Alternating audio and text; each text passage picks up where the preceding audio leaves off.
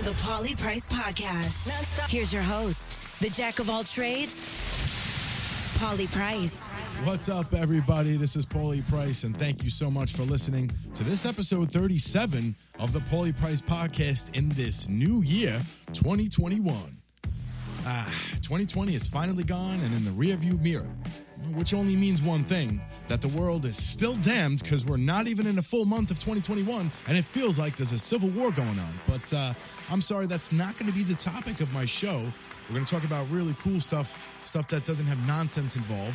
I'm super excited about this show today, although I've been on a 2-month hiatus due to work, plus, who gives a shit about my podcast around the holidays? You know what I mean? I've also been working out, the family thing, you know how that is. Well, maybe some of you don't, but I digress. So I just want to start off the new year right. We're going to upgrade the show a little bit, a couple changes, a couple tweaks here or there, if you know what I mean. First off, Cosmo Cats is no longer with us. He's not dead. Well, he'll just no longer be with us on every show. But Mr. Cosmo Cats may in fact show up on certain shows, so you got to stay tuned if you're a big Cosmo fan. Also, I'm still going to be keeping my Throwback Thursday shows, well, because I love learning and reminding myself as well as the learners of all the great history that we have. So in today's show, we're going to be talking about baseball in the pandemic. It was very weird, but not only that, I was very fortunate enough to get a guest for today's show, for my first show in 2021, to have a one-on-one interview. And his name is Anthony Cappiello, CEO of Pro Diamond Performance. The website is prodiamondperformance.com. Let's not waste any more time, and let's dive into this awesome interview that we're about to have about baseball in the pandemic. So let's get started. All right, thanks for joining us on the show today, Anthony. Hey, Pauly, how you doing, man? I'm doing great, man. Thanks for coming on the show. Man, I appreciate you thinking of me. Anytime. All right, before we get started with the interview, why don't you tell us a little bit about your background and experience in the baseball world? Yeah, man, I started playing baseball at 12 years old, and since I grew up in Florida, I've seen a lot of MLB games with spring training. There was a point when I think I was about like 14 years old. I told myself I wanted to be a bat boy in spring training. Come to find out a year later, surprisingly, it happened. Well, I was at least told a year later I would get a position when I turned 16. So I was excited. I had a little job when I turned 16. Literally the day I turned 16, I started saving money, got a car, and then behold, I was a bat boy in clubby with the Tampa Bay Devil Rays. That was 2003 through 2005. So we had Sweet Lou Piniella there. It was a really cool experience, man. Oh, that sounds awesome. Yeah, dude. So I ended up moving to California, play some college ball. I got hurt, and then during rehab, I started to see a trend of athletes getting hurt. I seen how they were passionate about getting back on the field, whatever the sport they were playing. So I became passionate about athletic performance, and then I had this idea of being an MLB strength coach, and I actually became one in 2009 and 2010 with the LA Dodgers. I was a rehab strength coach with them. I worked with younger guys that made it to the big leagues that I'm still see on TV today, and then I worked with some big time legends that are pretty much retired now.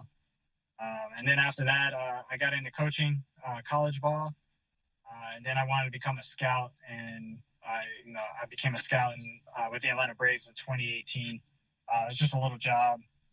It's pretty cool though. You get to cover LA, get to see all the talent.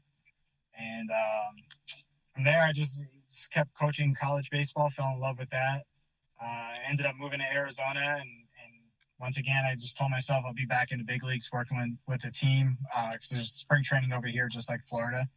And I got in with the Texas Rangers. So I'm back in the clubhouse. That ended pretty shortly in spring training because of COVID-19. But I'll be back with them. Yeah, I'll probably be back with them next month. They reached out to me last week, and they're just trying to see where we're at. And sounds like a season's going to happen, but we just don't know as far as when it will. And with all that, I started my own company, and that's it, man. That's my background. It's been a lot of baseball. That's awesome, man. I mean, so you got a wide range of baseball knowledge, basically. Yeah, I touch different areas. It's pretty cool, man, because you hear about some GMs in the big leagues that started as bat boys, and I don't know if I'll ever want to be a GM, but I do want to get into player development at some point. in the next couple of years. And that was the reason why, I chose the clubhouse. The clubhouse, you could pretty much, as you can see, like I ended up being a strength coach and a scout.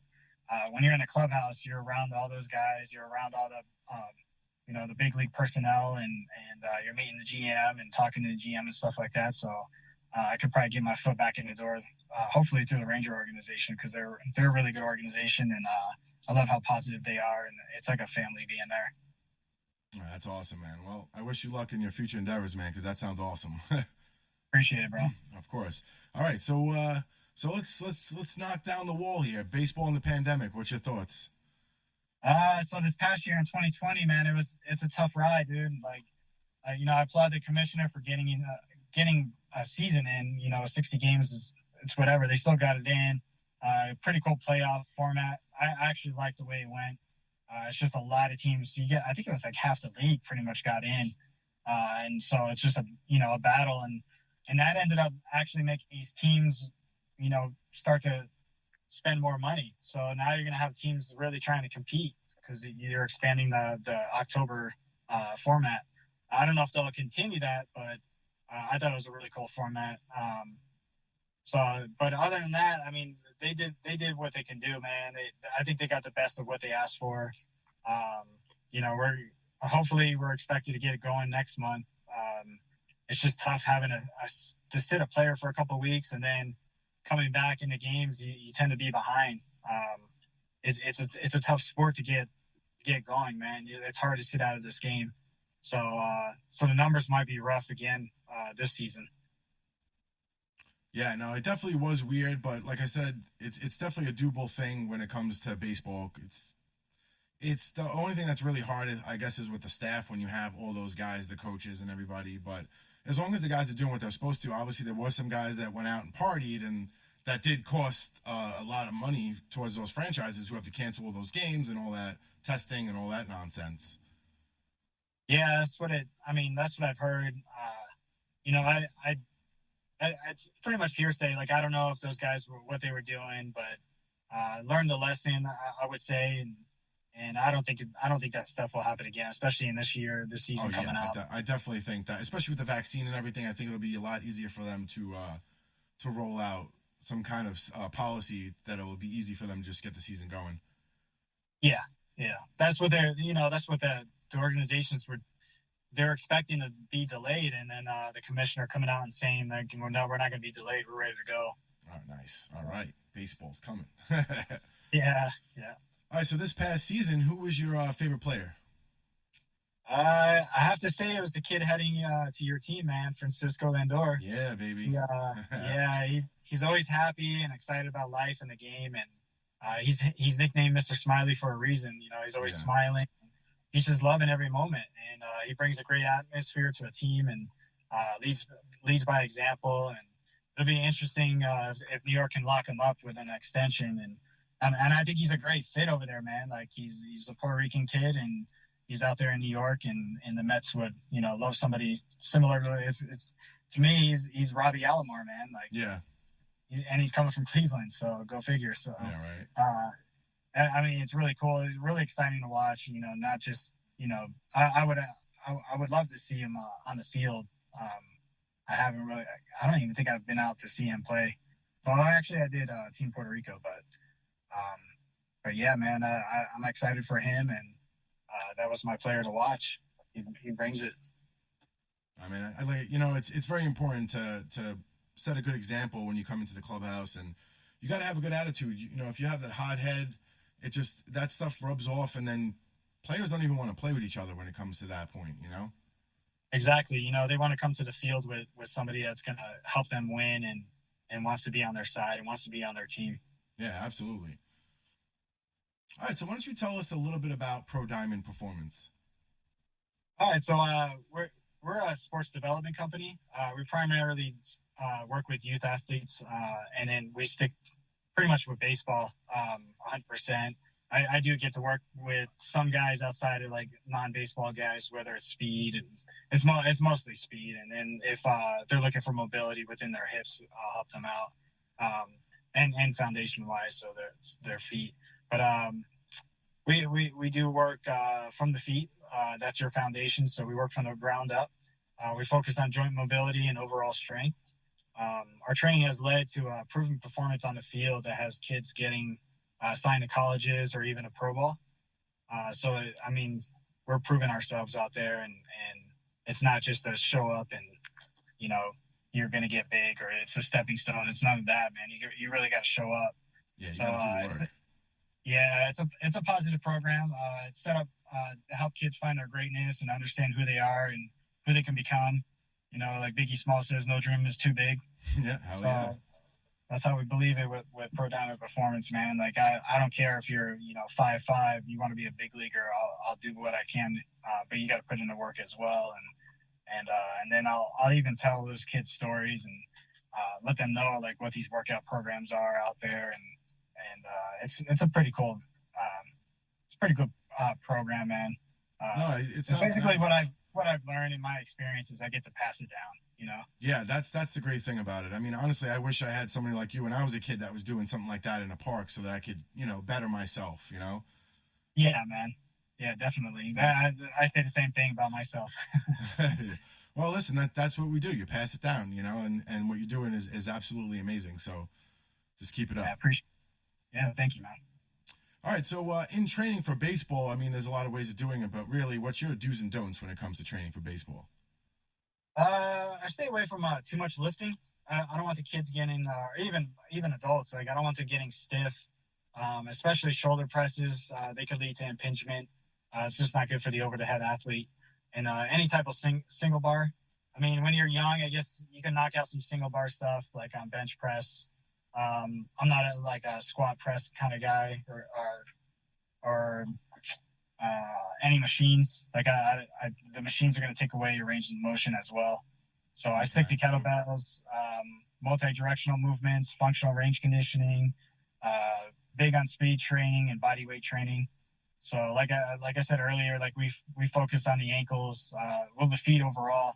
A lot of these shoes coming out, they just destroy athletic ability, and I'm starting to see that trend in Major League Baseball. Like, you're seeing guys with, their fancy shoes, and then all of a sudden they're having leg injuries. So hips, fat, it's all kinetic, man. So if they take care of their feet, and it's tough. It's tough because when a big time shoe company waves a check in your face, you're gonna probably take it, right? So yeah, I don't know how it would work unless they just don't do a shoe deal and find a cleat that actually works for them. But being too tight is what it's pretty much pulling your foot together, and so that's one of my do's is we're starting to get into more footwork and ankle mobility, and then we'll work our way up to the knees, and then the hips are really big. But a lot of these other programs and really organizations, they go right to the hips, man. They skip the feet. So my dues is start from the ground up, and then especially kettlebells. I think kettlebells really teach how to become more athletic and gets more power out of your joints. Ah, it's very interesting. Yeah, man. I like that because, it's just your feet are your foundation, and especially in baseball, I mean, pitching stands, your batting stance, everything is your feet. Yeah, well, mechanics in baseball starts from the ground up. That's true, and, man. Yeah, and a lot of people try to skip it, man. They'll try to skip. Like, if I'm doing any program, really, I start from the ground up. But if I'm doing weighted ball programs, which is really big in baseball now, because a lot of velocities, if you see that Major League fastball has increased significantly, but they're going right to the upper body, man. And they're not working the lower body, and then they'll skip it and go right to hips or core, and they're skipping the lower. The foundation that you're moving on. So, and then once that goes out, once that happens, then you're injured, and now you're sitting out. And like I said earlier, man, you got to get your way back in. It's not hard getting. There's a quote: "It's not hard getting to the big leagues. It's hard staying in the big leagues." Yeah, definitely. Yeah. No, that's fascinating because I really think that is definitely the way to train is from the ground up. Yeah, man. Push the ground away from you. That's awesome. Push the weights away from the ground is what another way of saying it. All right, so we're going to take a quick break, and please stay tuned, and we're going to come back here with Anthony Cappiello, and we're going to find out what he thinks about the Houston Astros and if they were punished fairly. So stay tuned. Purchasing a home can be the biggest decision of your life. Trust the professionals. Call Keller Williams Certified Realtor Janine Goldblatt today at 347-228-6031. That number again is 347-228-6031. If you're considering buying or selling real estate. If you see something sketchy, call the guys at Catchy Pest Control. That's 718-395-7500. 718-395-7500. You could also visit their website at catchypestcontrol.com or give them a follow on Instagram at Catchy Pest Control. Servicing New York and New Jersey.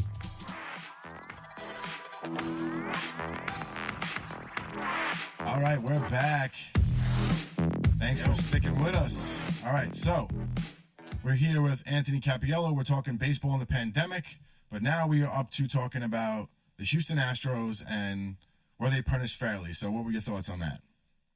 Man, those dudes cheated, man. It was shame. It's kind of disgusting the way they cheated. Shame. Like, it's not even fair. Like I can't even believe some of those players agreed to that, man. Like I understand there's a lot of money on the line, and and I guess they played it to where it's like, well, people upstairs told us to, and we got to do what they tell us, or we're gonna get released. So, but I think it's more of like we're gonna make a lot of money doing this. So I thought it was cheap. They got a lot to prove now. It's gonna stick with them. I'm just hoping, a few of those guys are probably gonna be Hall of Famers or potential Hall of Famers, and I hope they don't count those years. And what really sucks is that guys that maybe got caught with steroids or the idea that they did take steroids, they're not getting in the Hall of Fame, and they didn't even know what pitch was coming. So I know it's a little silly to say that. I can understand the Pete Rose thing, him betting. That's like, that's fucked up. Yeah. But I mean, this is like, yeah, you're right. He didn't know it was coming. He just had the power behind it, but he still did the timing.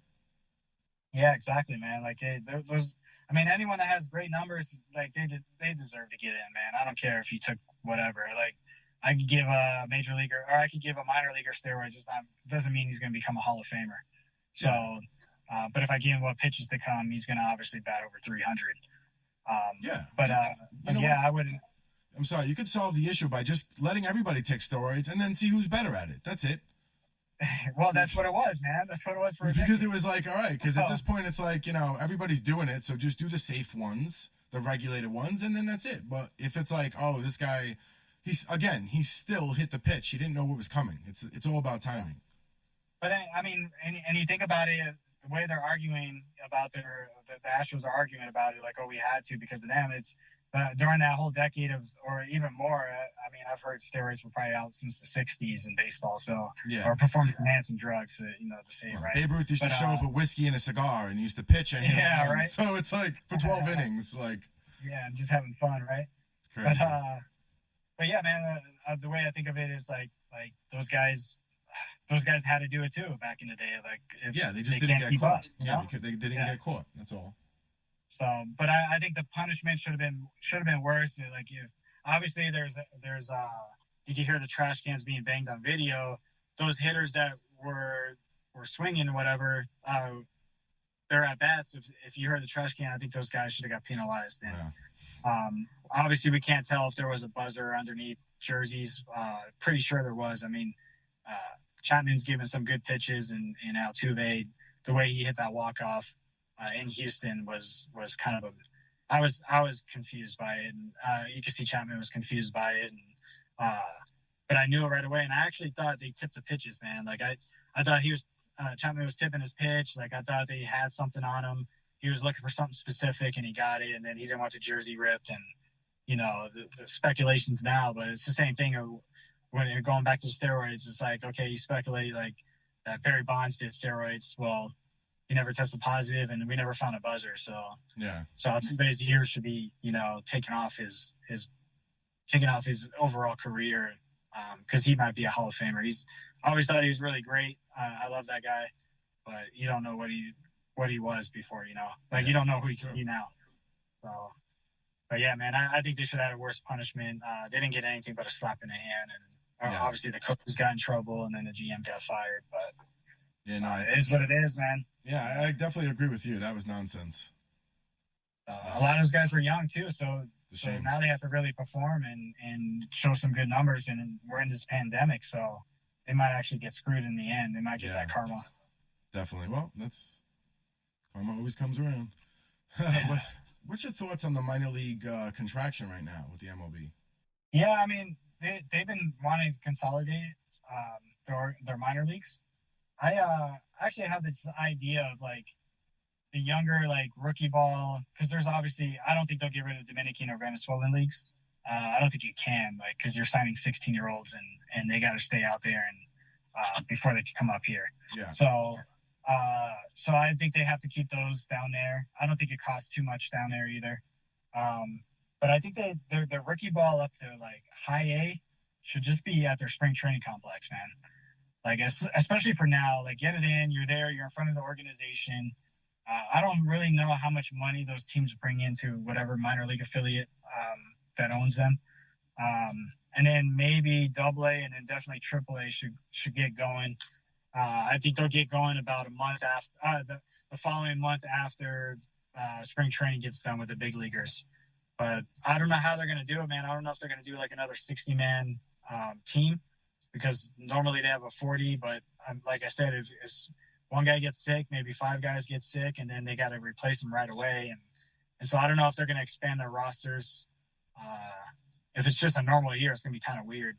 It's going to be really tough on teams. But I like the consolidation, man. Like, you don't need all these players. Like, none of them are really getting called up. They're just, I don't want to say they're wasting their time, because like I believe in guys that want to make it. But it's a rough go, man. It's like $1,200 a month or something like that, and you're on the road and you're eating sandwiches, PB&Js, and eating cereal, and so it's a tough gig, man. Sounds like college. Dude, it's worse than college.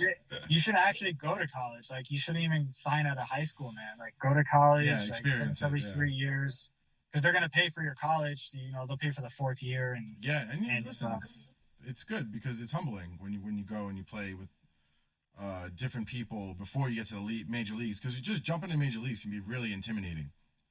Oh yeah. It's just that it's never going to work like NFL. There's a couple of guys that do get lucky. There was a guy last year who got lucky, and or maybe it was 2 years ago. I think it was last year. But yeah, man, like, you gotta have some kind of experience. And even the way the minor leagues work, it's a short season up to AAA, and so you're working a couple months because it's tough, man, to play every single day. And I think with the rookie ball out here in Arizona, it's like 4 days on and 1 day off. Yeah. And that 1 day off is not really off. Unless, the organization really wants you to take off, but it's usually extra work kind of day. And so you're still showing up for at least like 3-4 hours. Yeah, you're just stretching, fitting, keeping fit. Yeah, so I believe they should consolidate it. They should cut it down a little bit. Independent leagues are going to come stronger if they do something like that. And I think they should keep them local and just have like the AA and AAA travel. I know, it's hard. And I say this, and I feel kind of bad, because if they're single A teams, like the Brooklyn Cyclones and stuff like that, if they get fans, then yeah, I can see them sticking around. Yeah. But maybe they just have more talent on those teams is what they should do. There have been a few stars that came from there. Oh yeah, without a doubt. So I think they should probably just stack it up. So that's what's going to happen if they cut down these minor league affiliates. Yeah. Which is probably, it's not a bad thing, man. It's just like Division I college baseball right now. Like, those guys aren't allowed to recruit, but Division II is. And then obviously everyone in college got their year back. Hopefully they don't do that again. Like, it's become very impacted up there, man. And so it's kind of filling in. The Division IIs are getting more players. Division IIIs are getting more players. And then the junior colleges are getting players that that were supposed to go to Division I. So it's kind of like filling in. So it's not, I find a positive and negatives, and I think that's what the positive is right now. It's starting to fill in, and some kids aren't going to, a lot of kids aren't going to make it to the major leagues. So cutting that down, go to indie ball, go to international ball, like keep trying to play for a couple more years. And, if you never really make it, then obviously you should hopefully fall back on a college education or, find something you can do. Exactly. So definitely you're gonna make more money anyway. Yeah, you gotta have something to fall back on. So that's why going to college is definitely a smart choice. Yeah, especially if they're paying for it. Yeah. Well, I mean, if you get scholarship. Yeah, if you get scholarships, of course. But, I mean, yeah, because I know when you get drafted out of high school, the major league team promises they'll pay for for your college when you're done with baseball. Oh, okay, gotcha. Nice. So, but if you go for like it depends. Like, there's different rules. Junior college, you can be drafted after your freshman year, and then when you go to like NC2A, you got to play 3 years, or you got to be 21, or now they have a COVID year, so sophomores can be drafted still. There's so many different rules to play, but if you're there for 3 years, they'll pay for your 4th year, and maybe even you could even talk them into paying your masters or something like that. Oh, it's pretty cool. Yeah. Well, you're saying a lot of coaches are going to college ball now, so it's just better money, man. All right, before we wrap up the interview, I just want to know what your prediction for this season coming up. Well, hopefully the Rangers win it all, man. We got we got a young team, but we got a lot of talent. When you look at it, it's going to be a couple of years before we really make a dent in the AL West, but you never know, man. Like I said, like a lot of teams are investing in and competing because they're taking a lot more teams now in October. But I really love the Padres and what they're doing. The Mets are going to do very well. So those are my 2 NL teams. I think we'll make it to at least way up there into the finals. And then for AL, man, it's probably the Yankees. And I think I was looking at the Twins the other day. Like, the Twins look pretty good. So those are my 4 teams, man. That's my little underdog team, is the Twins. If Blake Snell was still in Tampa, I would probably go with Tampa. But after that move in the World Series, I don't think they got a good chance anymore. All right, man. It sounds pretty good. I like those teams, especially I'm a Mets fan, so that's good for me. But all right, so we're gonna do some MLB game trivia. All right. So let's get started. And the first question, I made it extremely hard, but I'll give you some time, so it's fine. Okay. More than a few teams have played for 2 cities. For example, the Dodgers moved from Brooklyn to LA, right? Yeah. But only 2 franchises have played for 3 cities. What are they? Holy cow. If you need a hint, I'll give you a hint. I had this set up for you.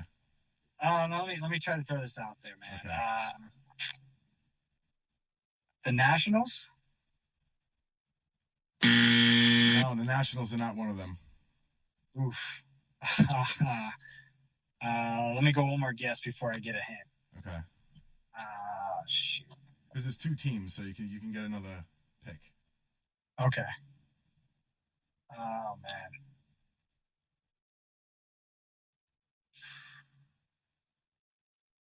Man, I actually might need a hint, man.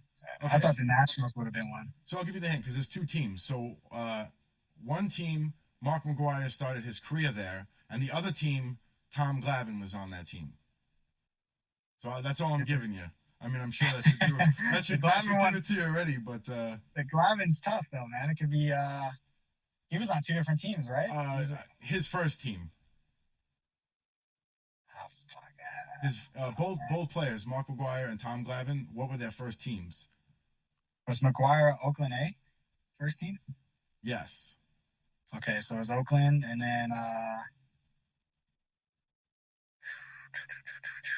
there's 2 teams I'm thinking of on the East Coast. Well, this is the first team he was ever on, the major leagues. That's what I'm confused at. I might be wrong. You might hate me, but the Atlanta Braves? That's correct. The Braves are correct. So it's the Athletics and the Braves. The Athletics were Philadelphia, Kansas City, and Oakland. And then the Braves were Boston, Milwaukee, and then Atlanta. Oh, yeah. I remember Boston Braves. Oh, yeah, Milwaukee. Okay. Wow. Yeah. All right. Well, you got it with the hint, so that was good. Yeah. Okay, so we're going to go to the next one. This is also multiple choice. Okay. Jackie Robinson was Rookie of the Year in which year? 1945, 1946, 1947, or 1948? 47? That is correct, 1947. Wow. There you go. All right. All right, next question. The Yankees have won 27 World Series titles, more than any other team. Who has the second most? St. Louis Cardinals? That's correct. You got that right. Do you know how many? 21? No, 11. 11? No, it's not even close. I was going to say 21 or 17 or something like that. I didn't know it was 11. In order to be selected for the Hall of Fame, a player must be on the ballot at 75%. Between 1901 and 2000, how many players were elected 100% on the ballot? 1? No, the correct answer is 0. 0? No one ever got to 100 from till 2000. Now, Nolan Ryan. Oh, dude. Yeah. I'm thinking of like more recently. Yeah, no, because I did say 1901 to 2000. That's my bad on that list. No, it's okay. I'm not paying attention. Well, Mo was the only one for 100, right? Yeah, and Tom Seaver and Nolan Ryan got 99 Wow. in 1999. So, well, for Nolan Ryan, but yeah, despite 27 seasons spanning 4 decades, Nolan Ryan never won a Cy Young Award. He made it to the Hall of Fame in 1999 with his untouchable blank strikeouts. How many strikeouts? Oh, dude. He's infamous for that. I even got the card still. I know, and I'm mad at myself because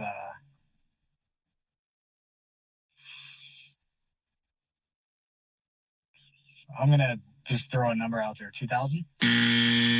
No, it's 5,000. Holy cow! 5,000 strikeouts. Yeah, no one's touched that yet. Yeah, I don't think they will.